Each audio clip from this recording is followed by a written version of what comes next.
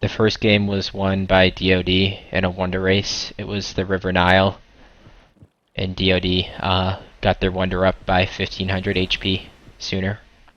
And then after that, it wasn't much action for the 10 minutes. Some ineffective underworlds was really it. Alright, to the bottom of the screen, we've got DoD with the double Uranus Loki lineup. And then to the top, we've got TBL, which with a set Uranus lineup. So, almost a mirror matchup, given the only difference being the set and Loki. So, if the game goes late, you might give the favor to TBL with the Egyptian player, but Set isn't the strongest late game, but against Atlanteans and Loki, he should do fine. What does concern me for TBL is Set is an Egyptian, so Egyptians are typically weaker in the classical age. Their armies are okay, strength-wise, if you're fighting straight up or in a defensive position, but they're all slow. They don't have any like cavalry units classical-wise, so they don't have the same mobility as all the other civs in the matchup. So I could see situations where Killer Boy and his hero rating could potentially catch TBL in 2 versus 1 situations and do a lot of damage. So I think the player to watch here will definitely be Killer Boy's Loki. You've also got the map lined up so the Uranus players are across from each other. So you'll see a lot of Terma fighting from the Uranus players, and then I think Killer Boy will be the X factor with his hero raids. Their heroes being so fast that they can catch the opponent and trap him, basically, given how fast they are. Some nice harassment from Giovanni here. That's always extremely annoying. It does 2 things. One, it does damage, enough damage that eventually you'll need to back your villager off, but then there's also an even bigger reason he's doing that, in that once he gets classical, Set has the option to go the Shifting Ptah for the Shifting Sands God Power, which normally would just only get 1 villager if it were at full health, but the way Shifting Sands works is it shifts a certain amount of HP over, or health points. So if you've got villagers that are at half health because of the Pharaoh harassment, it opens up the possibility of Shifting Sands getting more than 1 villager. Which, getting 1 villager itself, like potentially 4 minutes into the game, is extremely strong, but if you can get 2 Atlantean villagers, that's like 6 villagers of another civ, so this could work out well for Giovanni.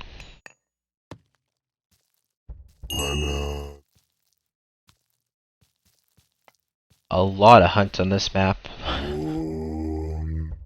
Giraffes for days, and then some gazelle as well.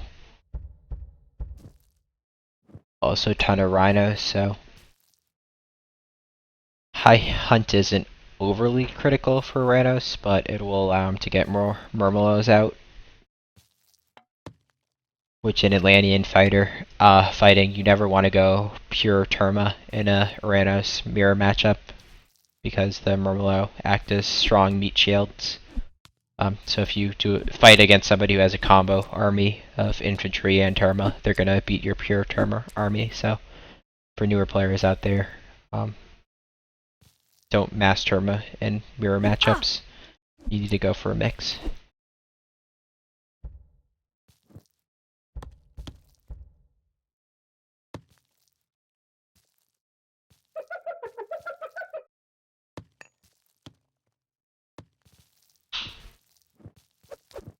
I don't know why green didn't just go for this pack instead of having them overlap the same pack.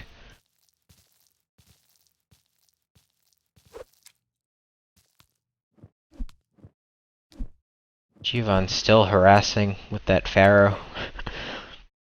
If they do raid red later on, he's gonna have a lot of like 2/3 HP fills. I think he's got 4 of them down a bit.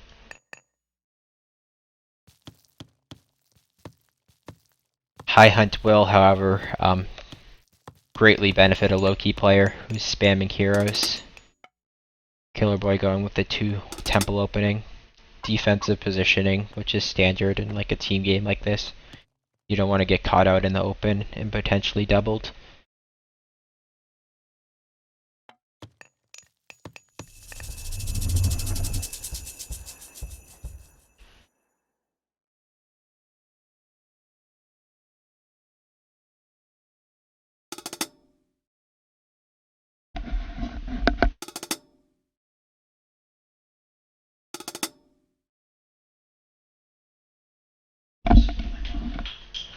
Checking the relics quickly for the odd chance that there's the hero speed one. If the Loki player can get his hands on that, that's just brutal. Town center population's nice. Cavalry speed doesn't help a Loki player too much, but if you got hero speed, that would have been fun to watch, but I don't see the hero speed relic on the map, so I'm sure TBL is happy about that.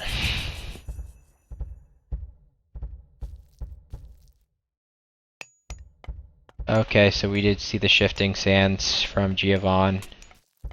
Looks like he only got 1 villager. And he's giving line of sight that he's taking this town center, so... Not the greatest shifting sands if the villager's getting away. Typically that should be a no-brainer kill. Looks like he's gonna get it. Blue accidentally blocking his teammate's villager, but... Okay, very nice proc for Blue. That's gonna turn the fight greatly in his favor, getting a myth unit like that. Be interesting to see if Blue can keep the town center from going up, especially with Red's support here. There are also quite a few villagers for green and purple in this general area, so... Going right for the Pharaoh, so...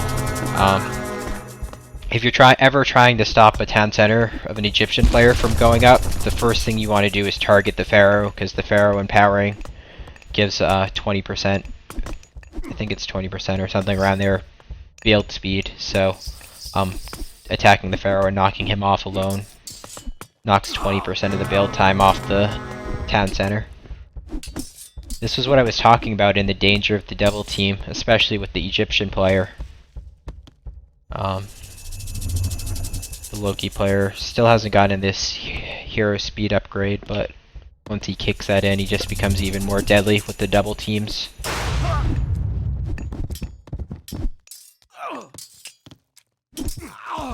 Decent shockwave there from green is gonna fend off the initial pressure from red. However, red still has his shockwave available, and if he gets green in a 2 vs 1 situation and then shockwaves him as he's trying to run away, green's gonna lose literally everything. So green's now got to be extremely careful of the double team with the shockwave. Purple is gonna fight classical, but again, the problem with the Egyptian fighting classical is the army's just so slow, so Killer Boy will just run away anytime he sees the Axeman army, and instead he'll focus on doubling the 2 Atlantean battles.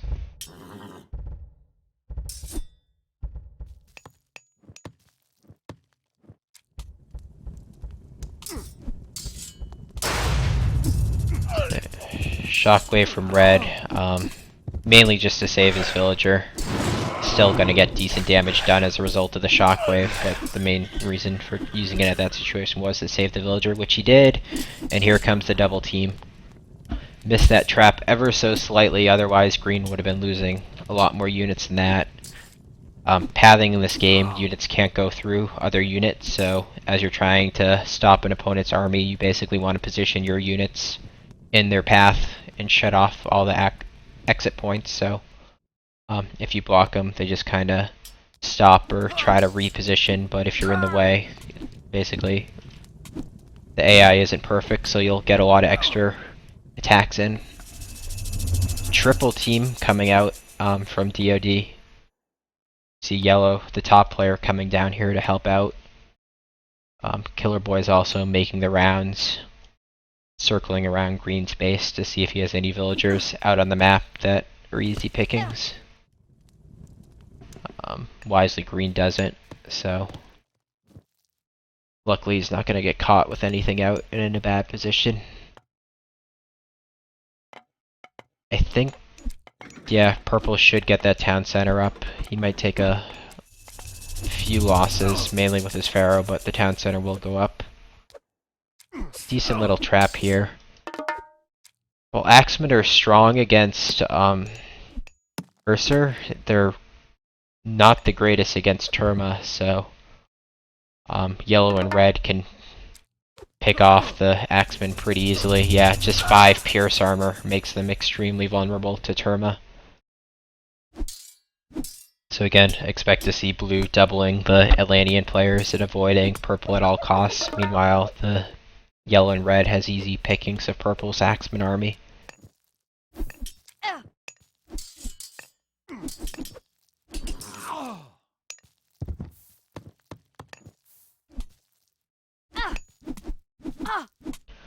Green's gonna be in trouble because they're doubling him quite heavily.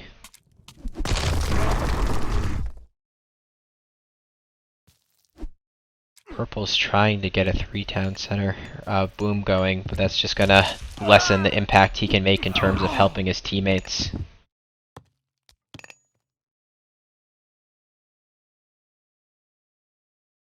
TL has those 3 villagers to the top of the map that they're lined up.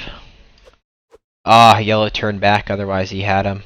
But having villagers out on the map as an Atlantean player against 2 other Atlantean players and a Loki is extremely risky. If they get spotted, they're basically just dead. Which is why Green did a very good job of keeping all his villagers in his base, knowing he was getting pressured. So you saw Blue make all his way around, looking for anything hanging out, but Green was smart and had them all in his base. That said, he's still getting doubled, which Terma do bad against Loki heroes, especially if they proc myth units, and then Red's Terma are going to counter Purple's Axemen, so you've got a matchup situation that's heavily in DoD's favor, unit composition-wise.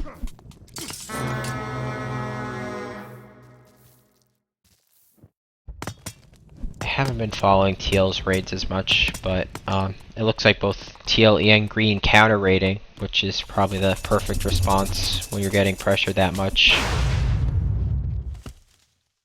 Not sure if the shockwave was 100% needed there. I guess it's going to allow him to get an extra villager kill, see if he can pick up this last one, but I think he still could have gotten 2 villager kills without shockwave. And saving it for military purposes is typically better, but cleaning up all 3 villagers isn't nice, but Red's still gonna get his town center up.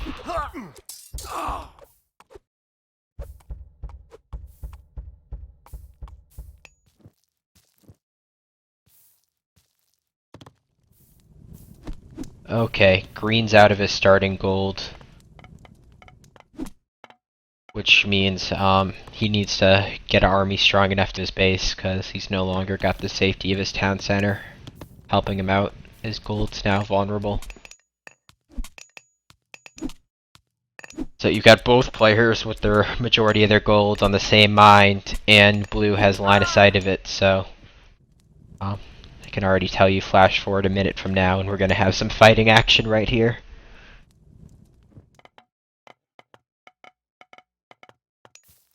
Teal's got his 2nd town center and is working on his 3rd, so Gold Lion's doing a decent job, and I don't know where the 3 villagers up here went, if they got picked off or not. This has got a, okay, very good response time. You could still see the tree disappearing, so that was almost instant recognition of the 5, or what normally would have been 15 idle villagers if you compare it to the other civs, so good reaction time there. And good counter raids still. Even and saving the units from the town center fire, so... Gold Lion's all over the place with his micro and doing a good job.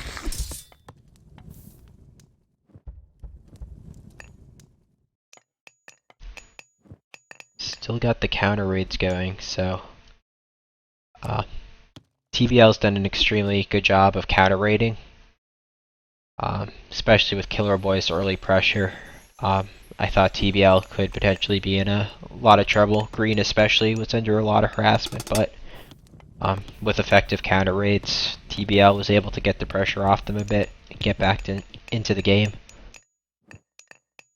Still looking give a slight, little more than slight edge to DoD at this point, but it's not a complete slaughter like it could have been if Green had gotten trapped in his base. What I mean by trapped in his base is if he runs out of gold and can't really safely get resources out of his base, like his second gold here, then he's pretty much screwed. But the fact that he's been able to establish his second gold without any unit losses here, and then also get his second town center like that, means he got out. And I think part of that was his own counter raids on red, killing the 3 villagers here. Set red back a bit compared to his teammates, so good raids. Killer Boy does have the cavalry speed relic.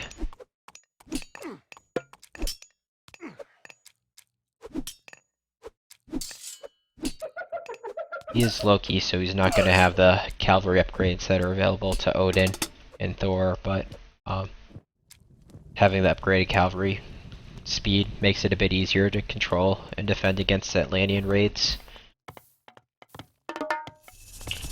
Just a quick look. Green got heroic already. Wow, that's impressive, especially considering how much pressure he was under earlier. Teal getting caught here. Bit of a game delay, but Teal's gonna lose a lot of units.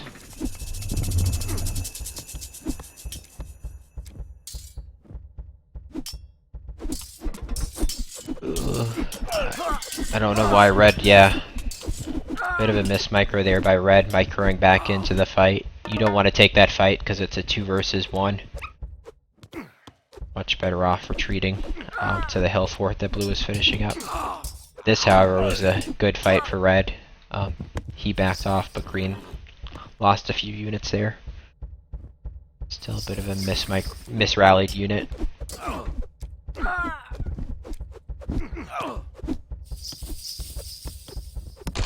Rally positions are huge in this game, especially in like a team game. You don't want to rally your units back here and then have them miss out on the fight, but at the same time you don't want to rally them too far forward so that they get picked off. So for newer players, you want to put all your military production on control groups. That way you can reset the rally point whenever you need to. I don't know if the Shockwave have a maximum unit effective count, or did Green just miss his Shockwave a bit? It looked like some of Red's units weren't affected, and then Red kind of wasted his own Shockwave. And then he Shockwave, Green was out of position. So here we go. The double from Killer Boy, Flaming Weapons is cast. So far he's just kind of running around, starting to kill some villagers. He's got yellow here helping.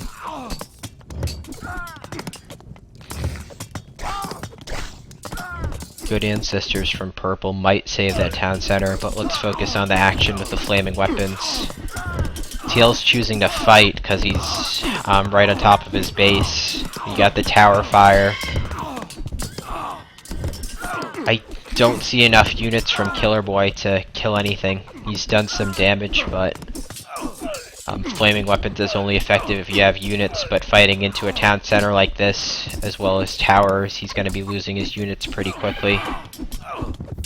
Bit of a miss rally there from purple running by blue, but I think he wanted to get back here and defend. Some decent damage, economic-wise, and they did take out this town center despite the ancestors being cast, so...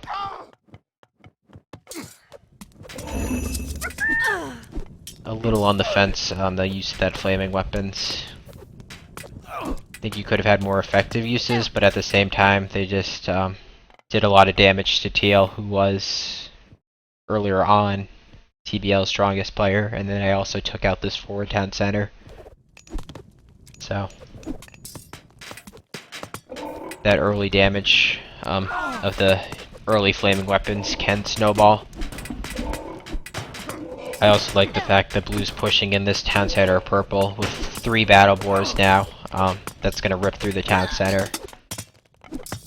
Purple doesn't really have that many heroes going from now.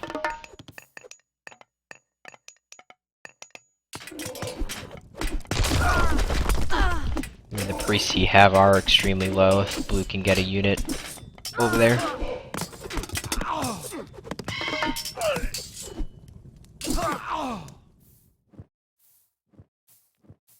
So the thing that flaming weapons will do is it's going to leave TL vulnerable to yellow. Yellow's been pretty much untouched for a while now, whereas TL's pretty weak after taking the damage from blue's flaming weapons, so if they can isolate yellow and TL in a 1 vs 1, yellow's just going to roll through them.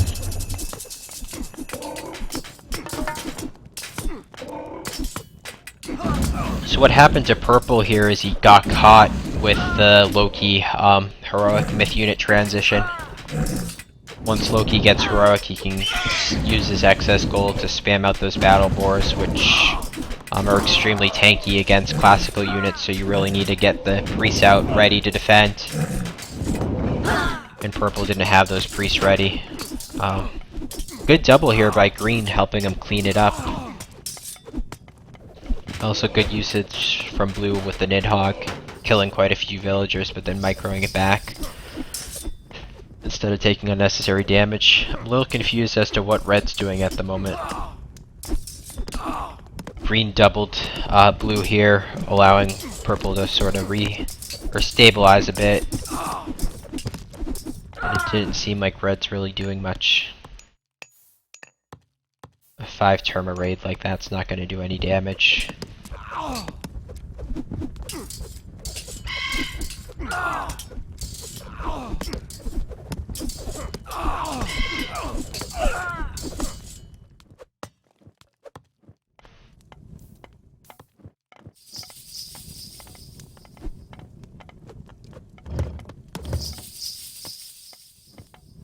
Yellow's moving into the double. He's got TL pinned in his base, and then his forward town center fortified extremely strongly, so good double from yellow if he felt he couldn't push in.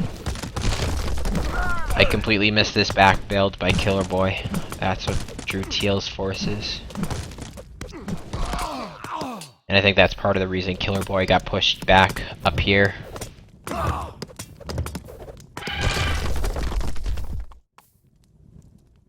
Red's a bit all over the place at the moment.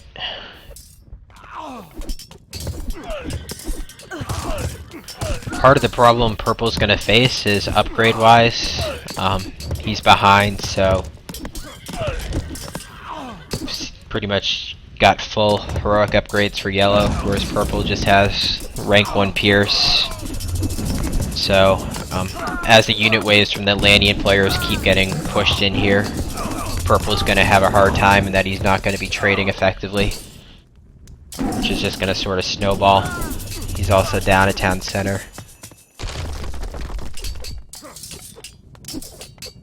Green almost, yeah, green should be able to get down this town center, so green pushing red back a bit and also helping here, but I think we're gonna see the upgrades for yellow and blue start to snowball. Unless green can really do a lot of damage to red. Or the economic... Okay. Purple's got all the economic upgrades, which gives me some hope. He's currently the low player in the great game, but at least having those economic upgrades can help him come back quicker. That said, he needs to find a way to refortify this position and get his 3rd town center back. The Nidhogg's almost down. I'm trying to spot Killer Boy's army at the moment, but I don't really see it. All I see is a Fire Giant and Axeman in the Nidhogg here. Another Axeman here. I think, yeah. I guess Killer Boy invested a lot into this back build that got cleaned up, and also his forward position here that got cleaned up.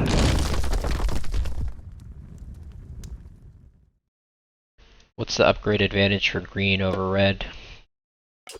Yeah, classical and 1 heroic versus nothing, so green's gonna trade extremely effectively against red here. Although red just got mythic. The second player in the game to get mythic.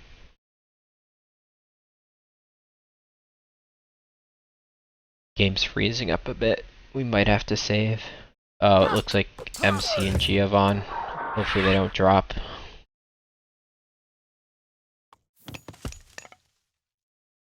So I think Killer Boy, as a result of doing all these crazy back builds, forward builds, didn't really have the production back in his main to support his late game economy. So he's having to rebuild production to get going again, which kind of does open up a possibility for purple to reclaim this position and get back in it.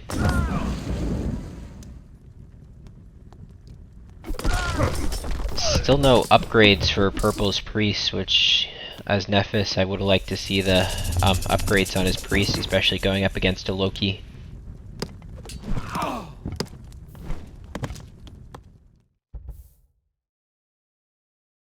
We've got a double Mountain Giant raid from Killer Boy going on, as well as the Tartarian Gate.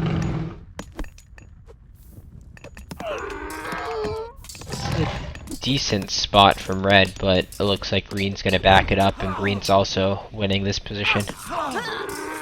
Switch up to the top, yellow's pushing in teal. Okay, Narcotics on 5 town centers at this point. He took one of Killer Boy's town centers. Would like to see the rank 2 attack upgrade. Being on 5 town centers, if yellow can max out his population or has the economy to support the 5 town centers, he's gonna roll through teal pretty quickly. Purple's still busy fortifying his position here, so I don't see purple coming to save teal anytime soon. Green, meanwhile, was unable to deal with the gate. He sent units back here, but it looks like the Tartarian spawns 1. That's allowing purple to, red to refortify his 3rd.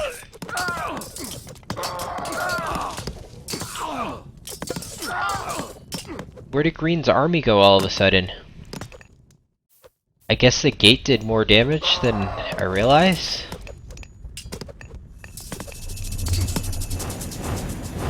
Green was absolutely pushing red in, had some units defending, but I guess the gate took him out. Teal, meanwhile, at least stopped yellow temporarily. The problem here for teal, even though he's stabilized for the moment, is being pinned down like this, you're gonna fall behind economic-wise. He doesn't have any trade up at this point.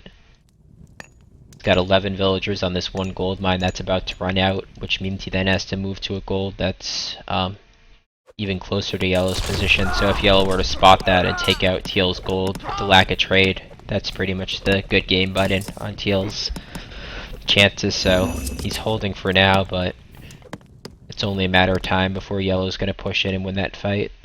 Some idle military from yellow here. Hopefully he's got that Hakid and he'll discover those units soon. Uh-oh, yellow's taken the nearest gold for teal, so 700 and counting. Teal's gonna have to move pretty much his entire gold, and he might try to go for that mine, which yellow's there. If yellow has sight of this one, he should send 1 villager there to be safe as well. Not sure if yellow needs to be pushing into the 6 towers, the palace. I know he's gonna take out the town center, but I don't think he's gonna ultimately win the fight.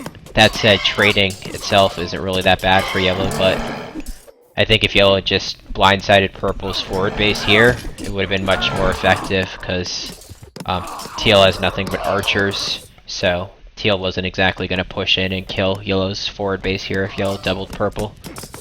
But at the same time, yellow's still trading fairly effectively, mainly due to the upgrades. Meanwhile, he can see, yep, teal is having to shift his gold over to the gold mine yellow is at, so yellow's getting the towers up. So trading like this against teal when teal is about to run out of gold means teal is gonna pretty much have nothing left. Green finally has cleaned up the gate, but that gate from red just did a ton of damage. Green had killed red's third town center, was pushing him in here, but that gate changed the tide for red significantly. And now green's the one who's down the town center. Purple's still got his hands full with Killer Boy. He's at least stabilized. Getting 3 mid goals up. So purple's stabilized. The problem is teal being down the town center to yellow, and then Killer Boy giving a town center to yellow as well. It was a 5-2 and is now a 5-1 town center advantage for yellow. There's no way teal's gonna win that battle, especially now that he's gold starved. See the dead villagers from the towers.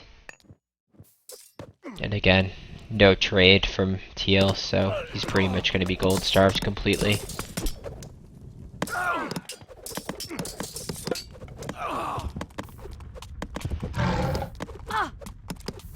Teal's gate used, but yellow already had towers back here, which is interesting.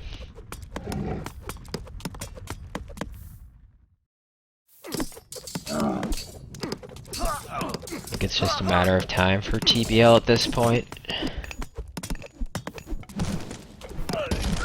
Yeah, Killer Boy wisely switching it up, realizing purple fortified his forward position with 3 mid goals.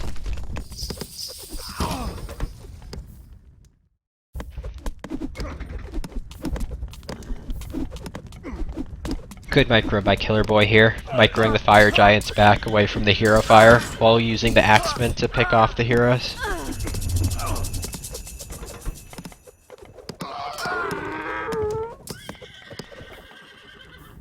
If you want to take it back and note what's the main difference in the game, you'd have to look at Killer Boy's flaming weapons double team of teal.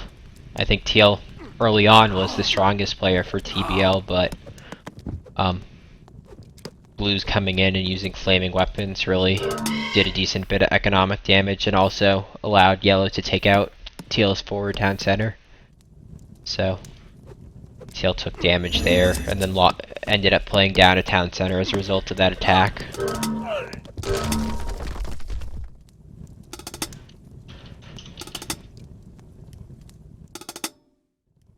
Ultimately, the biggest factor, at least early on, might have been that poor shifting sands from Giovanni.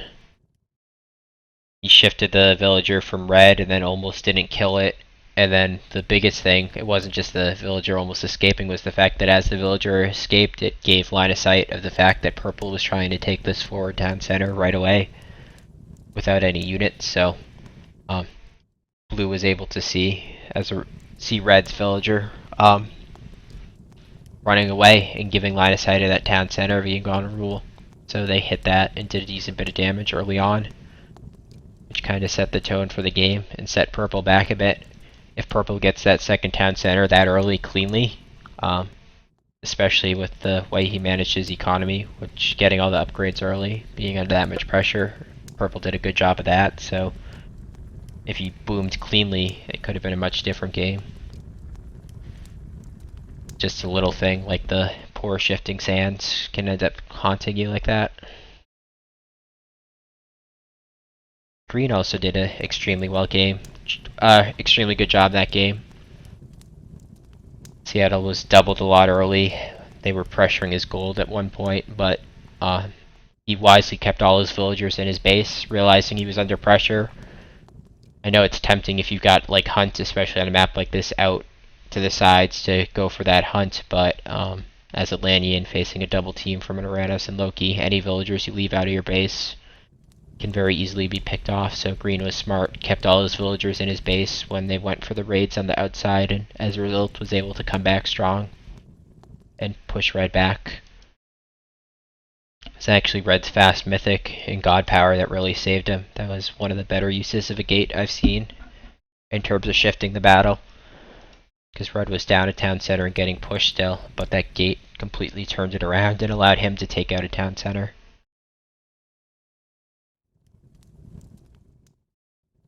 The reason Pink didn't help Teal, I think, was just because Pink was behind. He was down this forward town center for a while and just wanted to get it back and fortify his own position against the pressure from Blue. So Teal was the furthest behind it, or Pink was the furthest behind in the game. Meanwhile, Teal did a decent job fortifying it, but like I said, the fact that Blue gave one of his town centers to Yellow, and the fact that Yellow took his Teal's third town center as a result of the flaming weapons, 5 town centers to 2, it's just a matter of time before Yellow wins that battle.